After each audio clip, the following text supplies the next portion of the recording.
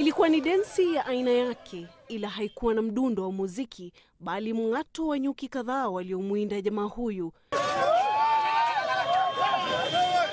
Kisa na maana, jamaa akakuja ikawa kwamba akajifanya yeye anahitaji gari za kuhaya premium ama axio.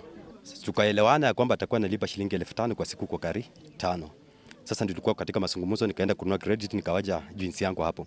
Kurudi nilipoendelea kunywa, kaanza kukosa fahamu. Nikamwambia, "Wewe maliza then unipate hapo, nionyeshe ofisi yako nipate chini kwa gari." Kisanga kilichomwacha taabani akiwa hana gari lake tena na akiwa amekosa imani kwa polisi. Kienda kwa polisi wanafuata lakini sipatikani. Nikafikiria waje tu nikuje kwa mkanga.